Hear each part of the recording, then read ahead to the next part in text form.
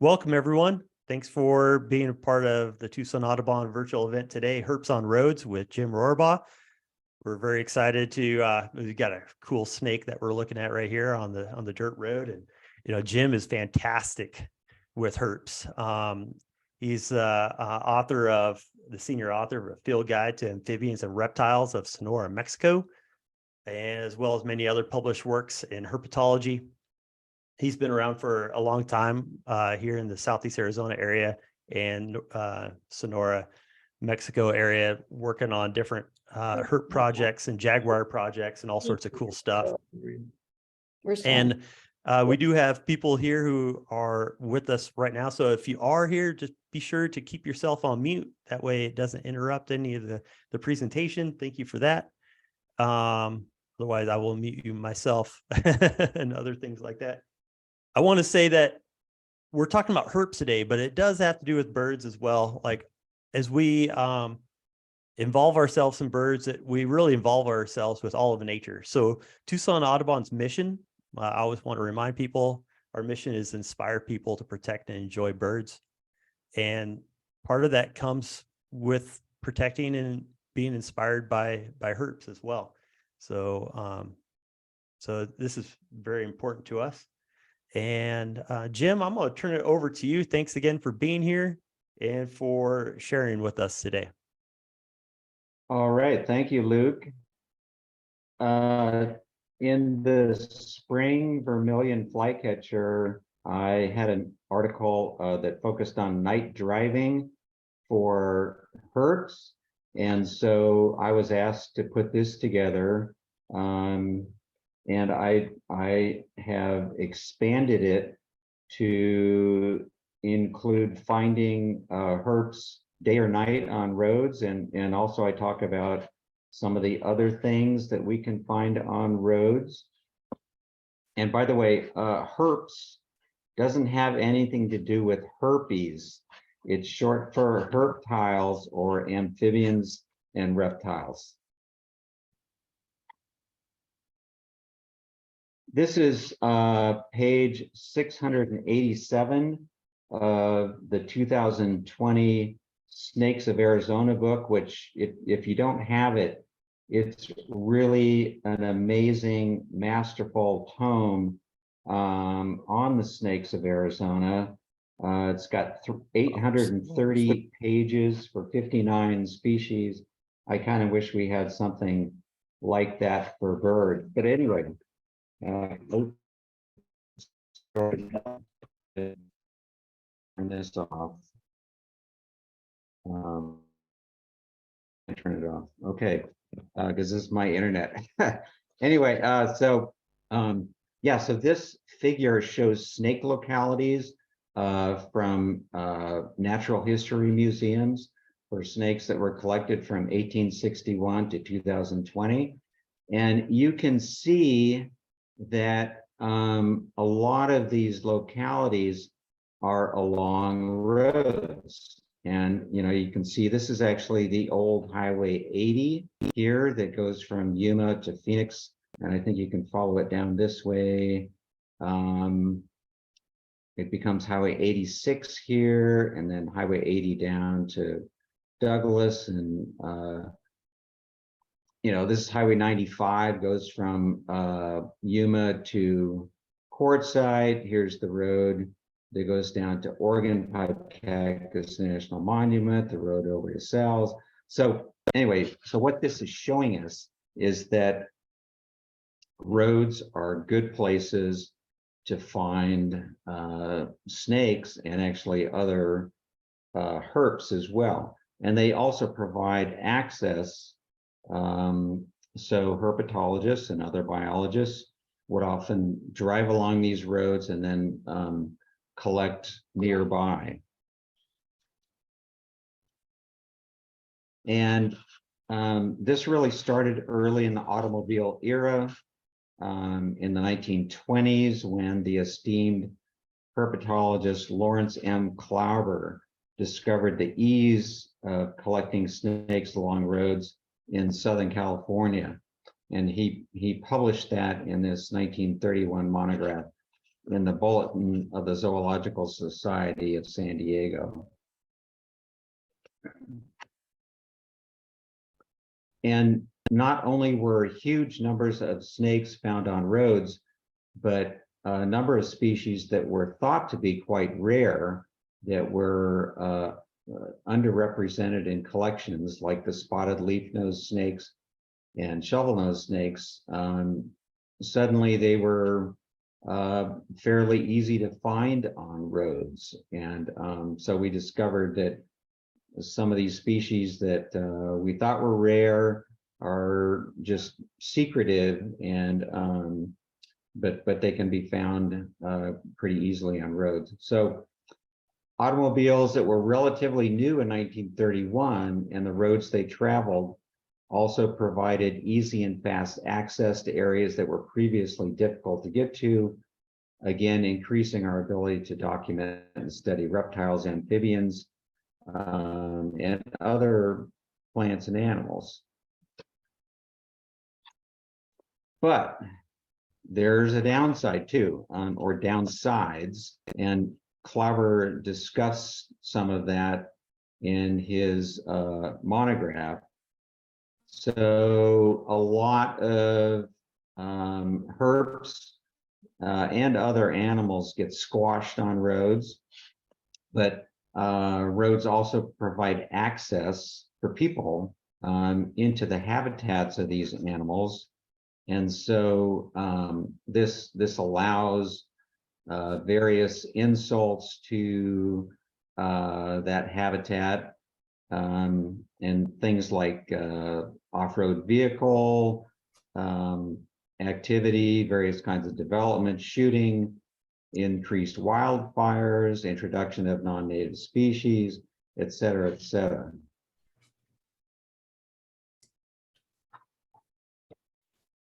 And in this elegant paper by the late Phil Rosen and Charles Lowe, they documented just how bad road mortality of snakes can get.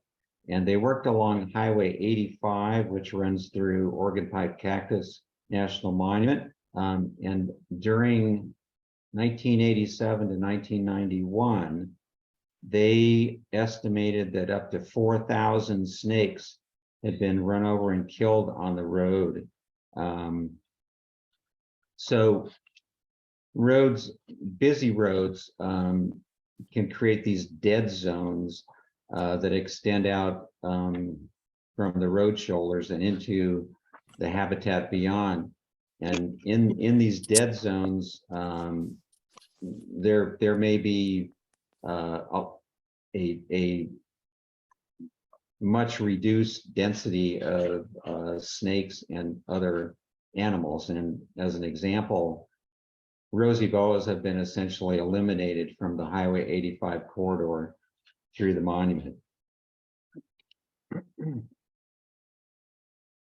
So what does all this mean for finding snakes and other herps on roads? Well, you want to find a road that has relatively low levels of traffic, and so it may have less of a dead zone along it.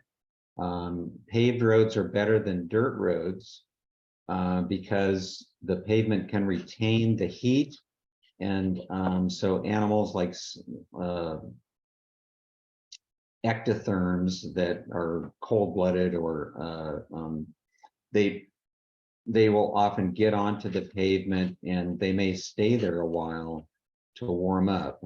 But it's also just a lot easier to see animals on roads versus dirt. If you can find roads that have habitat right up to the edge of the road, that's a good thing. In other words, it doesn't have a broad, cleared shoulder that a snake or other herp has to cross. And often old roads that have been replaced by freeways or other modern highways or backcountry 2-lane roads, they're often good for herping. So like Highway 80, which was the precursor to Interstate 8 and I-10 in southern Arizona, Highway 79 that goes from Tucson to Florence Junction, Highway 77 from Tucson up to Globe and on to Show Low. Those sorts of roads are good to drive for snakes and other herps. So why did the snake or lizard or toad or whatever cross the road? So let's try to pull back the curtain on why animals cross roads and try to come up with some answers. Well, were they just trying to get to the other side? Yeah, but that's not a very elegant answer. Let's auger down into the ecology of why they might be crossing roads. They could be moving between shelter sites and foraging sites. And as an example, neotropical vine snakes are often found, well, I wouldn't say often, but they're sometimes found on roads through their habitat in the morning. And so they're probably coming down out of a tree where they spent the night, and they're moving to a shrub or other place where they're gonna try to catch the lizards. They may be moving to breeding sites, and this is especially true of frogs and toads that you might find at the beginning of the monsoon season. So like spadefoots are popping up out of the ground, places where they've spent months since the previous monsoon. And often the first thing they're doing is they're moving to breeding ponds where they'll meet up with others of their kind and breed and lay eggs and that sort of thing. They may be moving from overwintering habitat or sites to other seasonal habitats. They may be finding mates, and at certain times of the year, you'll find a lot of male snakes on roads because they're out searching for mates. They may be simply dispersing.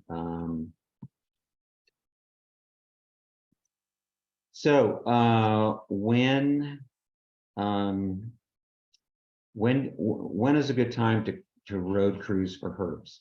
Well, it kind of depends. So what is or are your target species? Are they diurnal or nocturnal? You need to look into some questions like that.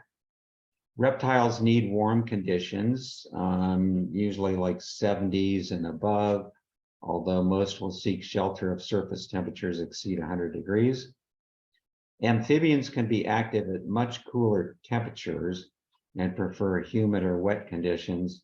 And, for instance, if you're on the coast of California, you can find salamanders out and about during the winter storms. You can find them crossing roads. In Arizona, some species are only active during the summer monsoon period, like the spadefoots that I mentioned. They come up and breed with the onset of the summer rains, while others are active spring and summer. Gila monsters are usually active in April and May. There's kind of a down time during June, which is when it's particularly hot and dry, and then they become active again with the summer monsoon.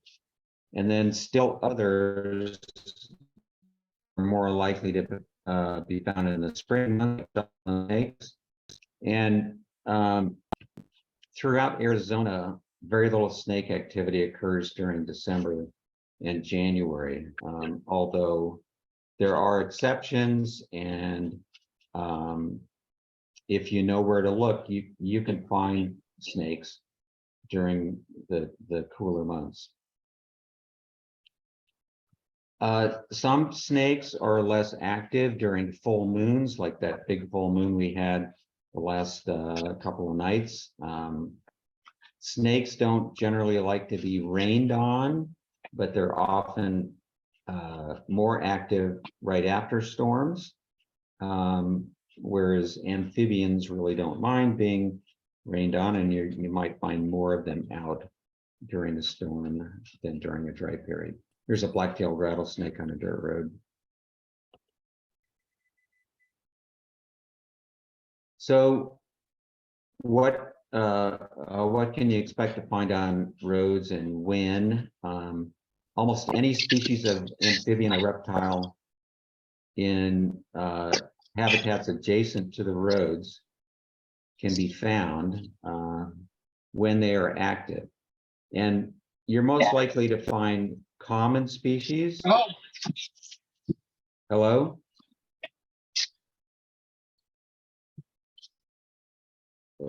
Okay, I thought maybe somebody was asking a question or something there. So you're most likely to find common species, ones that are surface active and move around a lot, and animals that are not closely tied to specific microhabitats. And this is the Western diamondback, and it's one of the most commonly found snakes on roads.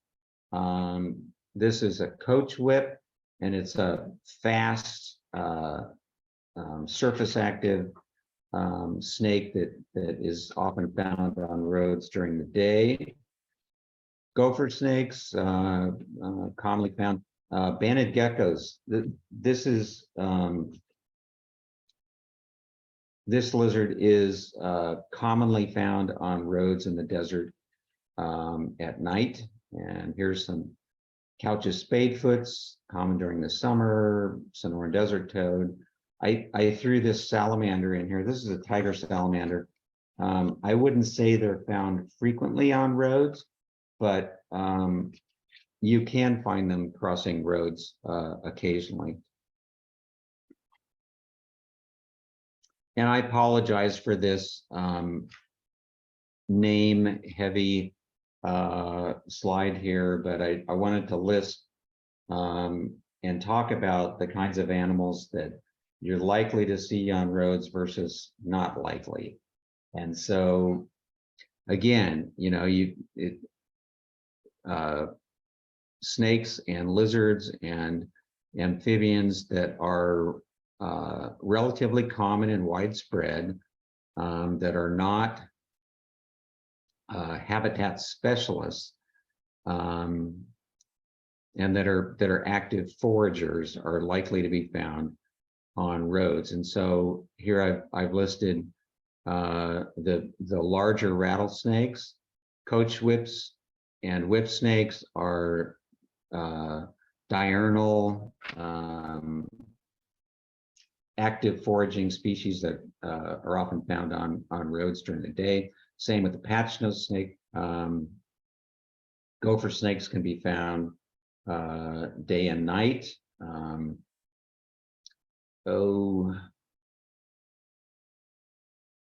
Banded gecko, which I mentioned. Gila monsters, not uncommonly found crossing roads. You can find desert tortoises and desert box turtles on roads.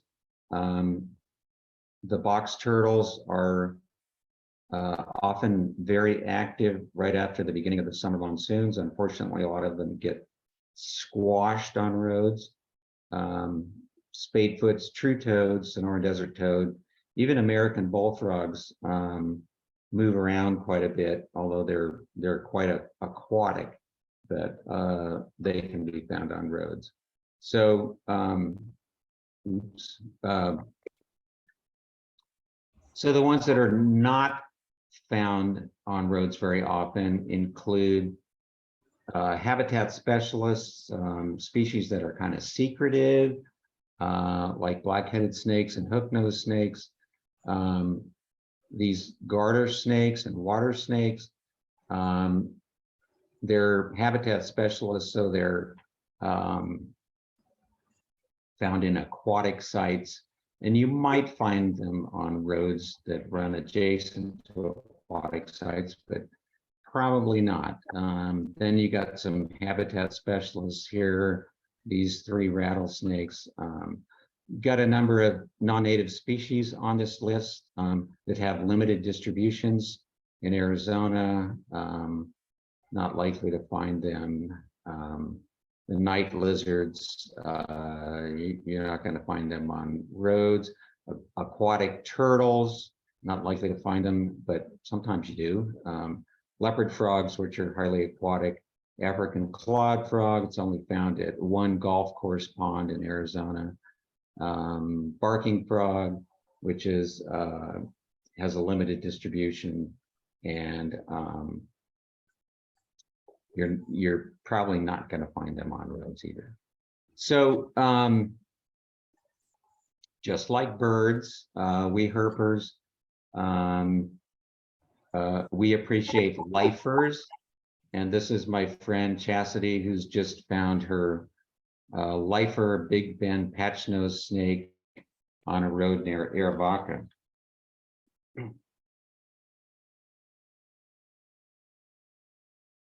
So let's talk a little bit about diurnal lizards.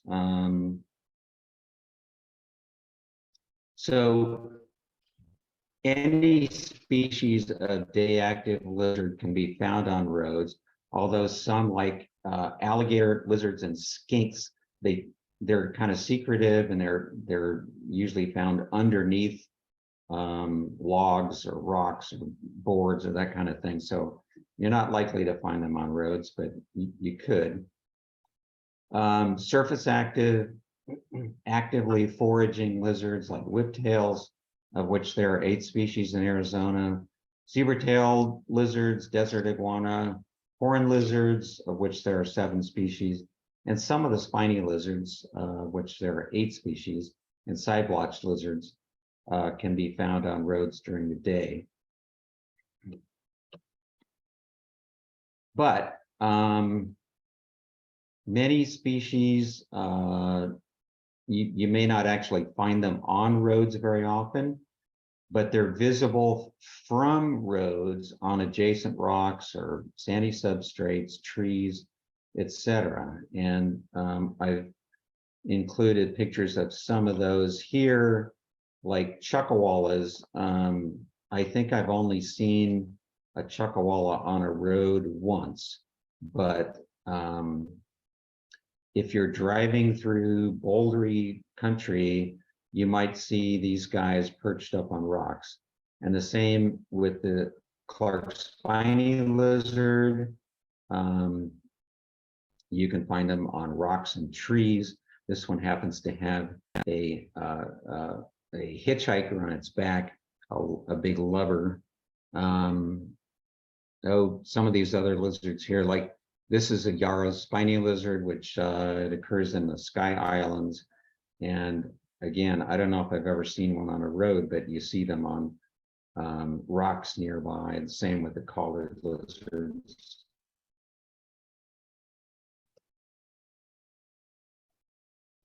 So I worked with Larry Jones and others on a Marahilda Canyon project.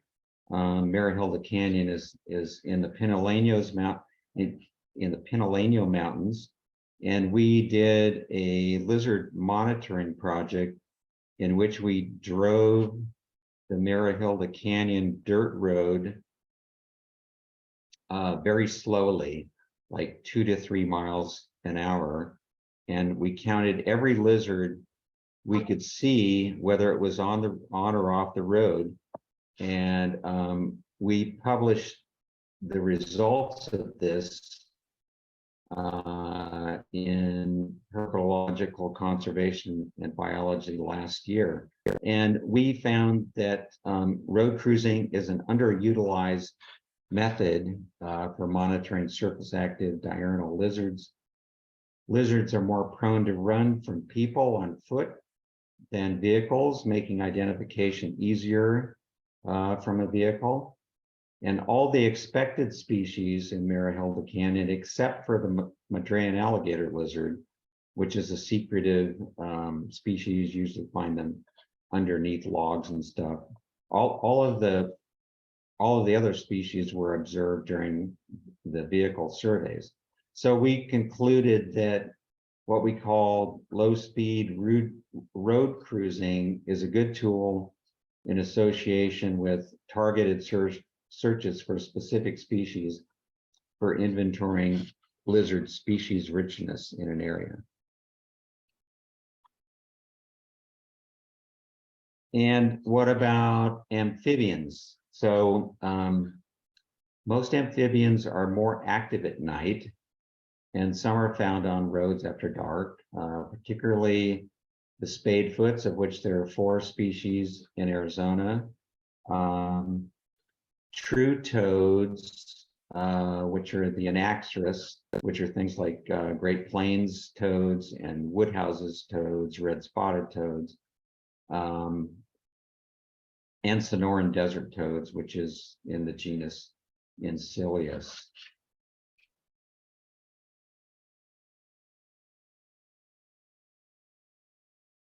And finding amphibians on roads can facilitate their study. And in particular, if you're driving along a road and you encounter a lot of toads or spadefoots in a particular stretch of road, it's likely indicating that there's a breeding site nearby. So you can stop, you can listen, and often you'll hear a chorus of spadefoots or toads calling in the distance, and you can walk over there and experience a breeding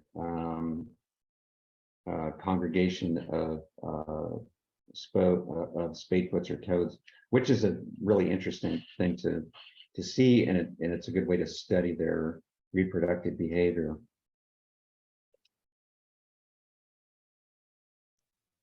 I want to mention a few safety and permitting concerns. So to see animals on roads, small animals, you need to drive fairly slowly, like maybe 30 miles an hour or less. But speed limits and traffic is almost certainly going to be moving much faster than that. So when you see something on a road, pull over to the side of the road, exit your vehicle carefully, and then get out and look at the animal. You may want to get it off the road before it becomes roadkill. But be careful because the excitement of finding a cool snake or Gila monster on the road tends to overwhelm safety concerns. So in Arizona, a hunting license is needed to capture reptiles, excluding soft-shell turtles. A fishing license is needed for most amphibians and soft shells. But note that some amphibians and reptiles are illegal to collect without special permits from the Game and Fish Department. And for threatened and endangered species, of which we have 4 snakes and a few amphibians, you need permits from the U.S. Fish and Wildlife Service. And then many areas like National Park Service units, tribal lands, some military bases are closed to hunting, or you need special permits. And I pulled this image off the internet. Please don't do this. This is stupidity. This guy has a black-tailed rattlesnake by the tail. This is how people get bit. Most people that get bit are trying to pick up or otherwise mess with venomous reptiles, and it's not a smart thing to do. If you need to get this animal off the road so it doesn't get squashed, use a long-handled snake hook or tongs and move it safely that way.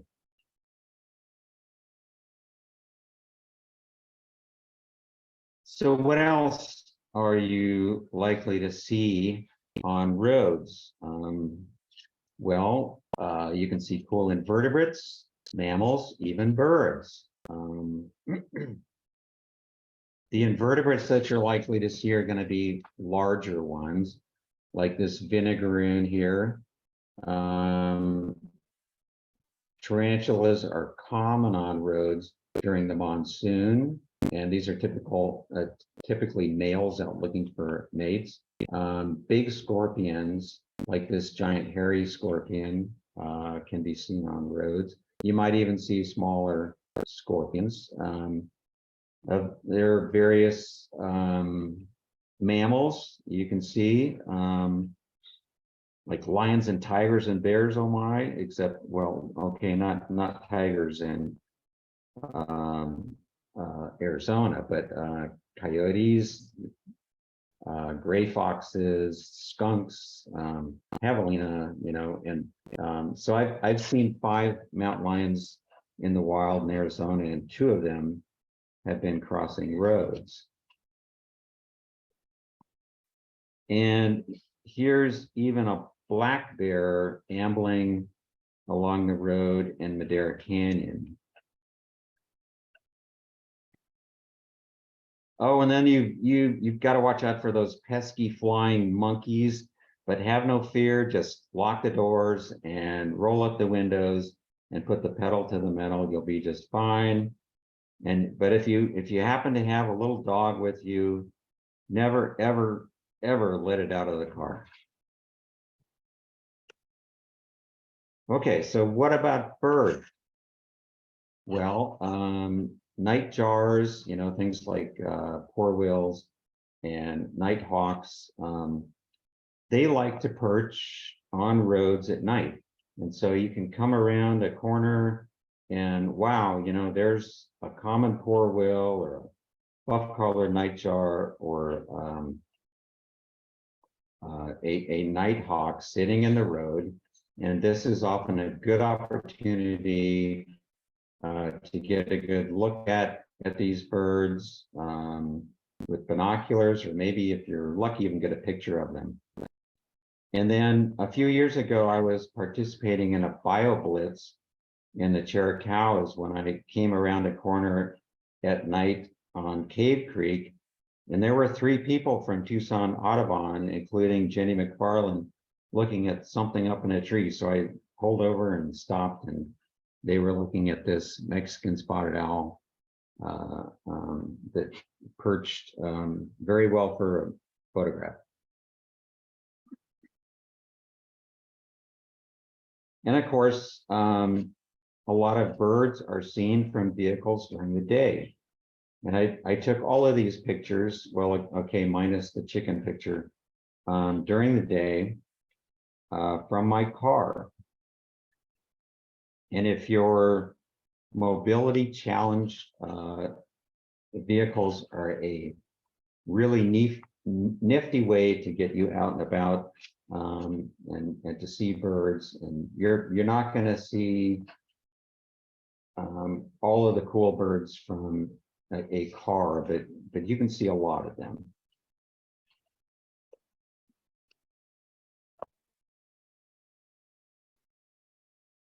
Okay, so let's do get out and about, and we'll see what we can find on roads. And this is a Rio Fuerte beaded lizard, which is closely related to a Gila monster, on a road in southern Sonora near Alamos.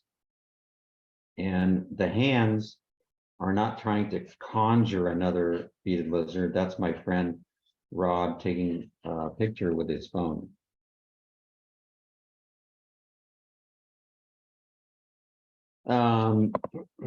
So a lot of things get squished on roads, and sometimes things come along and they eat those squished things. And I've couple of times found snakes on roads peeling up a road-killed rodent, and that's what this western diamondback is doing with this kangaroo rat. Although this is dangerous business because if you're eating roadkill, you're likely to become roadkill yourself. And to quote Paul McCartney, "Why don't we do it in the road?" These are Sonoran desert toads in Amplexus in the Avra Valley on a paved road. And so the males often find the females away from the breeding ponds, and they will go into amplexus with them like this, and then the female actually carries them to the pond where she'll lay eggs and he'll fertilize them.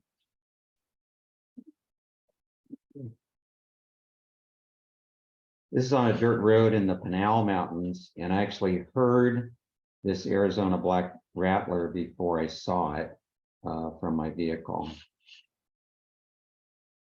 It was pretty pissed off.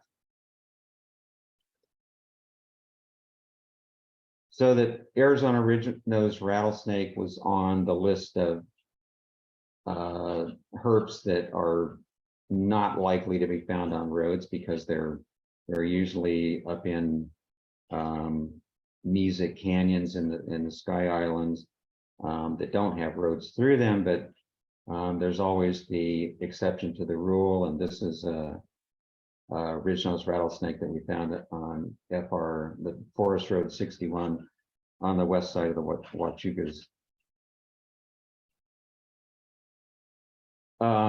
This has a fun story associated with it.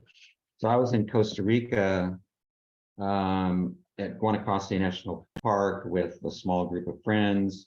We were birding this road, and we were there in November. So the trees were full of North American warblers, and we were trying to sort them out. There was a big flock of them up in the trees in front of us, and so we started to take a couple steps back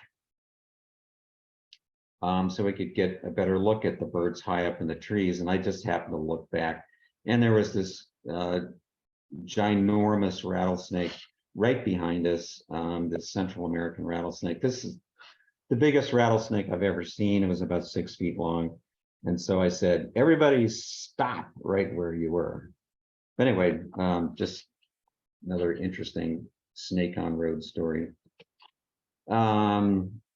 This is a young boa constrictor that I found in southern Sonora near Aduana, and it might surprise people to know that boa constrictors have been found within 45 miles of the Arizona border in Sonora. The New World tropics come pretty far north in Sonora and into southern Arizona. And this is a bridge over a river in Belize, and this is a Moralett's crocodile on that bridge. And I'm not sure if this is a vehicle bridge or maybe just for foot traffic only, but I call the picture of trouble on the bridge. And I've seen alligators on dirt roads in Louisiana and Florida.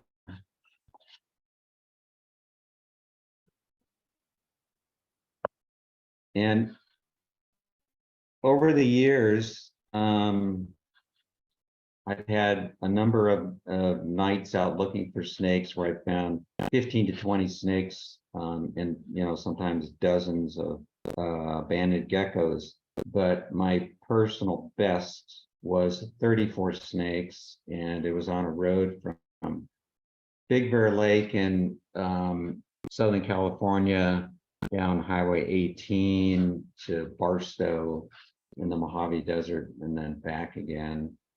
This is a rosy boa that I found on that snake, and that may have been the night that I found a southern rubber boa also up in the mountains.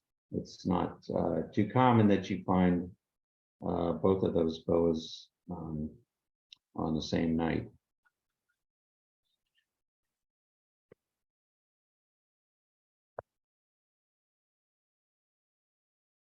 So if you're ever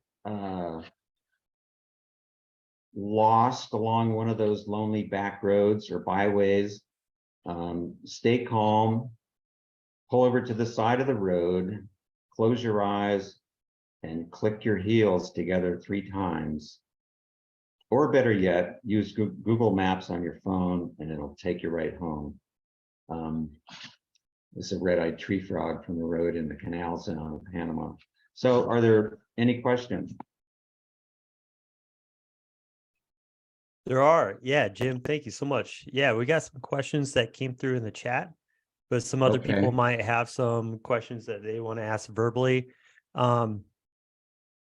Let's see. Let's go back up to the top here and start at the one question that came was if when you're talking about snakes and they don't like to be out during full moons, how have you noticed any relation between like if they're impacted by increasing light pollution because of that? Yeah, that's probably a factor in urban areas, you know, like urban parks, like up in Phoenix.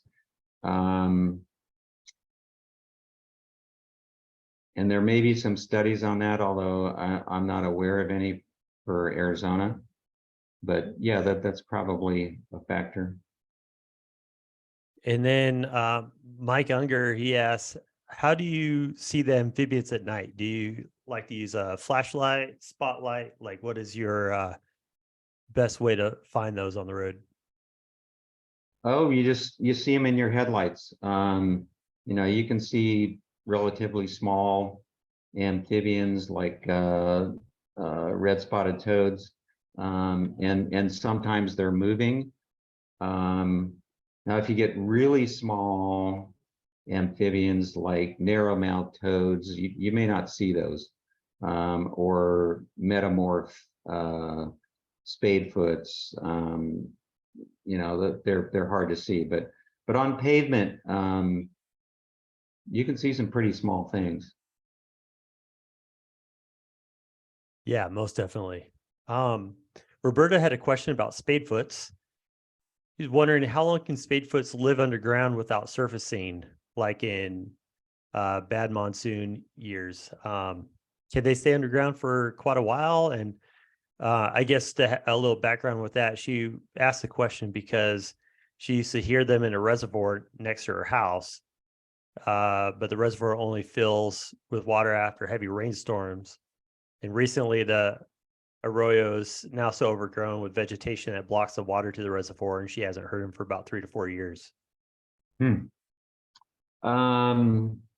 That's a good question, and there have been some studies on that. So energetically, like a couch's spadefoot can eat enough insects in a season that it can go down for a year and survive and come back up and breed. You know, if there is a lack of monsoons that following year, can they go 2 years? I'm not sure, and I'm not sure that anybody has really answered that question. Sounds like a good project for someone, or at least a Yeah. project. Marissa had a question. When you're talking about looking for snakes or collecting snakes or amphibians, documenting them, you mentioned possibly needing a hunting or a fishing license. So she was wondering if there is some clarity in that. What exactly is hunting? If you're photographing, taking pictures or documenting amphibians, snakes, do you still need to have a license for that? Good question.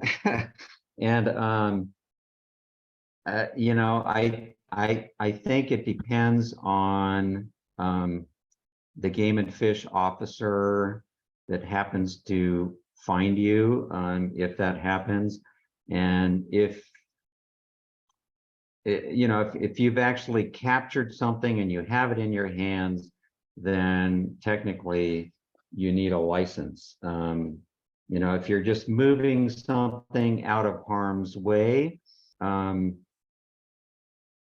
think it's much less likely that you're going to get a ticket if you are caught doing that. But technically, you know, if you're picking it up and you got it in your hands, I think you've captured it. So, you know, I think there's some prosecutorial discretion that game and fish agents can employ in these instances. Have you ever had an Arizona Game and Fish Department officer come up to you while you're doing this? I have not. Question. You have not. I have not, and you know, I've spent a lot of years looking for amphibians and reptiles in Arizona, and yeah, the only time that I had a game and fish guy ask me what I was doing, I was in the Huachucas, and I was actually camping, but you know, I had some snake collecting gear with me, and he asked me, you know, did I have any snakes on me, and I didn't, but yeah, that's the only time, and you know, that's since 1982. So yeah, I mean, the game and fish department doesn't have a lot of folks out there to ensure that the law is being carried out. We do have Jesse just chimed in on the chat with U.S. Fish and Wildlife Services. So for endangered species, if you're lucky enough to spot one, you're not allowed to pursue them, and that is considered a take. So yeah, thanks for chiming in there, Jesse. I had a question come in, a direct message question about photography of herps, and whether you use any specific camera settings or light sources or anything, maybe what the best lenses are that you use to take pictures of the herps that you find at night on the roads. So yeah, if I'm doing close-ups, I typically use a flash, like a ring light, or a mounted flash with a diffuser. But you know, sometimes you're taking pictures of chuckwallas that are, you know, 50 feet away on top of a boulder, and in that case, you know, it's like taking pictures of birds. You need a long lens, so it kind of depends on the situation. My trusty iPhone is my source of all my sidewinders and other rattlesnake pictures from roads. Seems to work all right. Yeah, no, I mean, right? you know, phones, they can take marvelous pictures if you know what you're doing, and yeah, absolutely. Are there any other questions from folks that you want to unmute yourself and ask Jim at this time? Yes, I'd like to. This is Irene. Hey, Irene. I have seen people run over snakes because they think snakes are evil. There should be signs up saying, you know, they have quarters for bigger animals and stuff. I know we can't have quarters for reptiles and stuff like that, but we could have signs for any wildlife crossing the road. Just pause. Because I blocked traffic in my neighborhood just so that a snake could cross the road in front of me. I just think it's terrible that so many people just ignore that altogether. I I can't agree more. Yeah, and I've seen people swerve to run over snakes or even turtles or tortoises. Yeah, or big toads and that sort of thing. It's really a shame. There are ways to actually keep um, herps off of roads. This is often done for desert tortoises. There's tortoise fencing, and then you can have underpasses or even overpasses for wildlife, but to get them past a road safely. And it's often done for endangered species or threatened species that are moving en masse to breeding sites like frogs and toads do. So yeah, but environmental education and engendering an appreciation for all living things is something we all need to strive for, I think. Hey, Jim, Kathy asked a question. What time of day would be best for spotting snakes or on roads, day or night? And if night, what time? Well, again, it gets back to, what species are you interested in? If you want to see a Sonoran whip snake, you don't want to be out there at night because they're diurnal. But a lot of our snakes can be found in the morning or just before dark. Including diurnal snakes and nocturnal snakes. If you're out after dark, you want to be there in like the first 2 or 3 hours after the sun goes down. That's the period of most activity, although it may pick up again right before dawn as well. But you can find snakes any time of the night, but those 2 periods are when you're likely to find the most. Yeah, that's good. That's good. Let's see. Any other questions that people might have?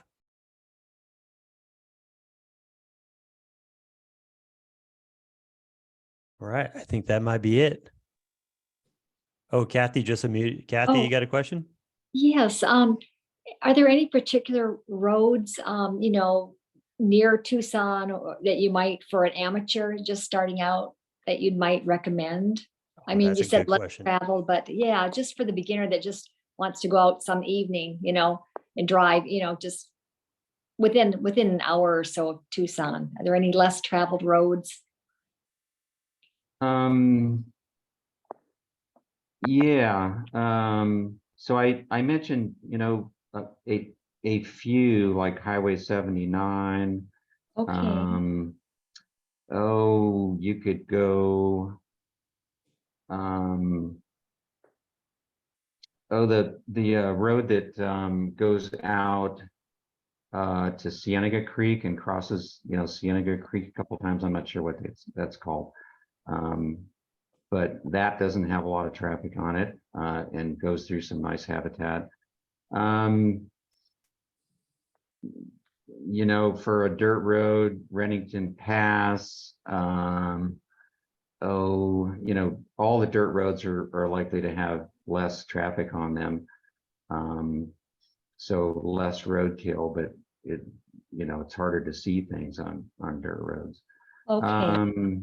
Yeah, I don't know. Okay. Well, I'm an out of towner, so just considering, next trip back to Tucson, if I wanted to go out one evening, just, where I might start. Just, yeah. Yeah.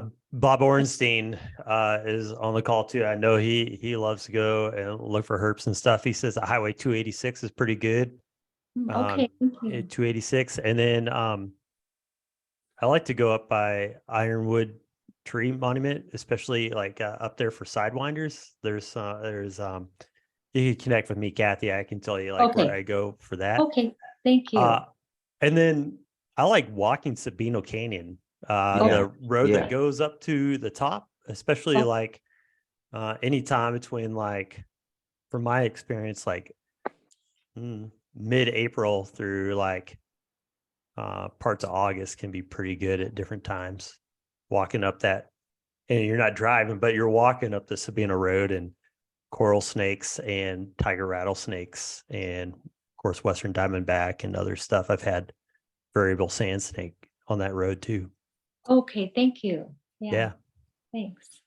Yeah, and that's something we didn't talk about, but walking trails after dark or walking roads like along Sabino is another fun way to find things. And if you can find a snake along a trail, you're going to learn more about its ecology and it microhabitats and stuff than you would if you just find it on a road.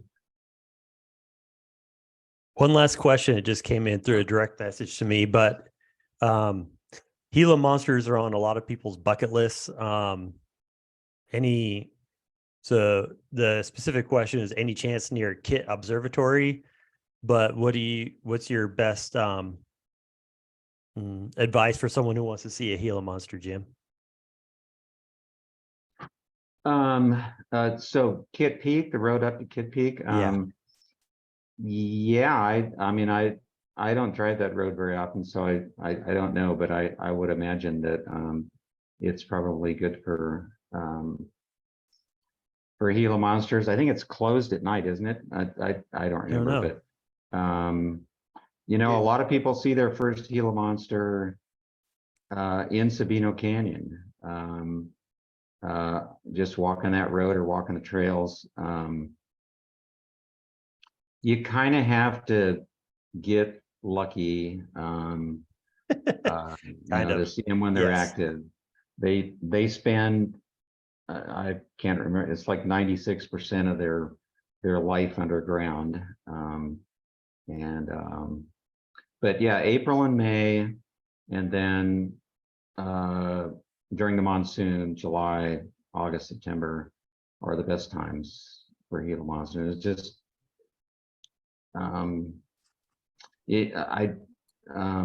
I've seen them on the road up to Cascabel. That would be another good road. Yeah, I mean, any of the desert roads around Tucson have potential for them. Yep. Well, very cool. Thank you, Jim. If hey, why don't y'all take yourself off of mute and tell Jim a verbal thank you? That's always a lot better than just the silent waving.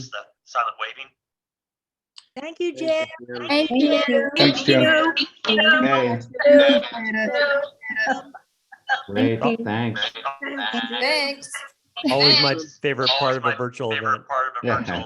Thank you. Happy herping. Come back again. Okay. Yep. We'll see you guys later. Bye-bye. Bye.